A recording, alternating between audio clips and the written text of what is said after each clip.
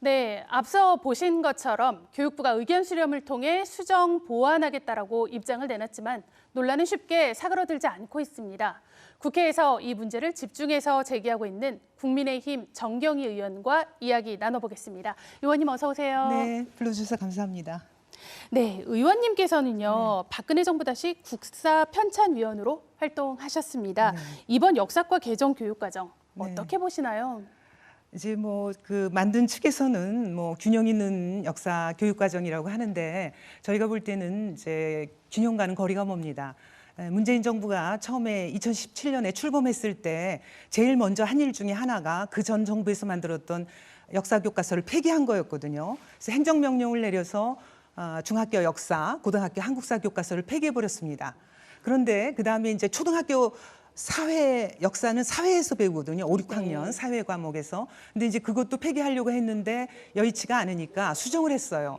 그랬는데 그때 수정도 마음대로 되지 않으니까 당시 집필 책임자인 진주교대 박용조 교수의 도장을 훔쳐가지고 자그마치 그 213군데를 교육부 직원이 고쳤습니다.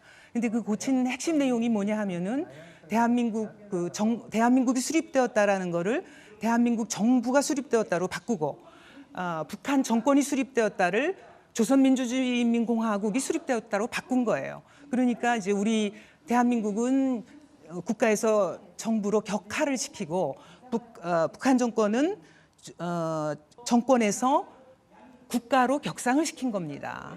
그래서 이제 우리 정통성이 문제가 된 건데요. 그리고 나서도 지금 이 문정권 말기에 또 역사교육 과정을 새로 개정을 한다고 해서 우리한테 이제 이거를 떠넘겼잖아요. 그러니까 이거 우리가 알박기 교육과정이다, 알박기 교과서다 이런 얘기가 나오는 겁니다. 네, 지금 이 시안에서 가장 문제가 되는 부분이 남침 또 자유 이런 표현이 빠졌다라는 네. 지적입니다. 그런데 이제 남침이 빠진 거에 대해서는 당연한 역사적 사실이다.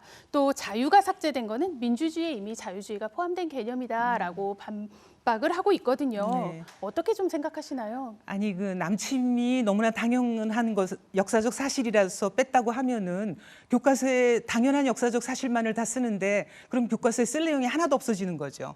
그다음에 자유도 마찬가지입니다.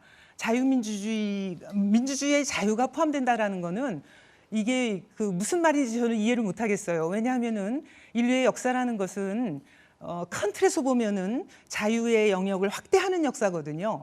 그래서 이제 우리가 좀 더 그 인류의 자유를 영역을 확대시키기 위해서 민주주의라는 하나의 틀 이거를 쓰는 겁니다. 그래서 이제 목표는 자유에 있는 거고 민주주의라는 것은 그 자유를 실현하기 위한 하나의 방편인 것이죠.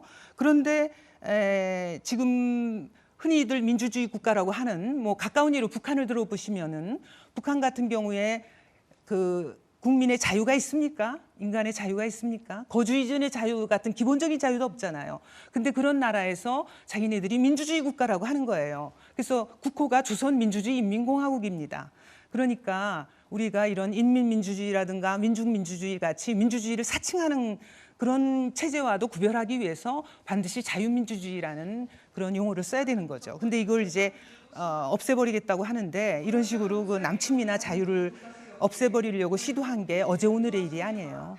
그 지난번에 그 문재인 정부에서 2018년에 역사교육과정을 새로 만들었는데 그때에도 남침을 빼버리려고 해서 굉장히 반발이 컸었고요. 그래서 이제 도로 집어넣었던 거고요. 자유민주주의에서 자유를 또 삭제하려고 했었습니다. 그래서 실제로 삭제했었어요. 네. 네. 또 하나 나오는 얘기가요. 분량 배분에 관한 얘기입니다. 고조선부터 조선 후기까지 전근대사에 비해서 근현대사 부분이 너무 많다라는 지적인데 이건 좀 어떻게 보시나요? 그러니까 이제 그 이렇게 만든 측에서는 뭐라고 또 주장을 하느냐면 중학교 때 역사를 배웠으니까 고등학교 이제 전근대사를 배웠다. 그래서 이제 고등학교 한국사에서는 근현대사만 배우면 된다라는 얘기를 하는데 그거는 어저께 이제 저희 국회에서 토론을 했습니다만 거기에 오신 그 교육학자들도 맞지 않는 얘기라고 말씀하셔요. 그러니까 계열성 이론이라는 게 있는데 거기 그 이론과도 맞지 않고요. 아니 상식적으로 봐도 이제 예를 들어서 우리가 한국사 교과서다 그러면은 그 나라의 그 우리 5,000년의 역사를 다 배워야지 왜 그거를 제대로 배우지 않습니까? 그래서 이제 배워야 되는 거고요. 저 사람들이 이렇게 하는 이유는 뭐냐면은 이제 그 그 역사 교육을 정치화시키려고 그러는 거예요. 실제로 2003년부터 2009년까지 그 교육 현장에서 사용된 그러니까 최초의 역사 교과서 중에 검정 교과서가 있었어요. 그 과목의 이름이 뭐냐면 한국 근현대사입니다. 네. 근데 이제 이 한국 근현대사가 굉장한 좌편향 논란을 불러왔어요. 그래서 이제 우리가 교과서 파동이라는 게 일어났거든요. 이 한국 근현대사의 문제 너무 좌편향됐다고 해서 그래서 이제 교과서 파동 때문에 결국은 2009년에 없어졌습니다. 그랬는데 이제 그 교과서를 다시 부활시킨 거라고 봐요, 저는. 없어졌는데도 불구하고 이제 한국사라는 이름으로 한국 근현대사를 내보내는 거죠. 그래서 이거는 교과서를 지나치게 이제 그 근현대사 중심으로 하는 말하자면은 껍질만 한국사지 실제로는 근현대사 그리고 근현대사 중에서도 정치사기 때문에 이것을 한국사로 볼 수는 없다. 그리고 네. 이제 어저께 그 토론회에서 또 국회 토론회에서 지적된 내용이 뭐냐면요. 이게 지금 한국사 1하고 한국사 2 두 개로 돼 있는데 이 1930년대를 기준으로 해서 끝나는데 그 한국사 1하고 2가 갈려요. 근데 한국사 1이 3개의 단원이고 한국사 2가 3개의 단원이에요.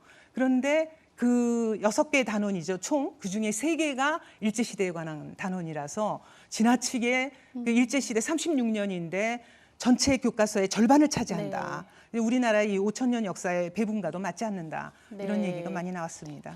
의원님, 이런 논란이 계속 불거지면서 네. 교육부가 일단은 문제가 제기된 부분에 대해 의견 수렴을 좀 하겠다 네. 이렇게 발표를 했습니다. 네. 의견이 충분히 모일 것으로 보시나요? 그렇게 보지 않습니다. 이제 우선 물리적으로 시간이 부족해요. 13일 6시까지 이제 받는다고 하는데요.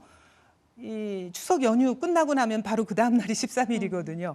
그리고 이제 국민들께서는 이런 그 무슨 의견 수렴하는 게 이제 뭐 국민 참여 소통 채널이라는 게 있는데 국민들은 대부분 그런 이 역사 교육 과정이 발표됐다는 것도 잘 모르시고 그다음에 또 이걸 국민 의견 수렴한다는 사실도 잘 모르고 계세요. 그리고 이제 제가 볼 때는 제일 중요한 건 뭐냐면은 교육 과정을 이렇게 만들어서 우리한테 알려주기 전에 만들기 전에 사전에 여론을 수렴했어야죠. 네, 역사 교육 과정을 두고는 뭐 이런 비슷한 논란이 항상 반복이 됩니다. 내일은 또 다른 의견도 저희 뉴스에서 들어보도록 하겠습니다. 네. 의원님, 오늘 말씀 잘 들었습니다. 네, 감사합니다.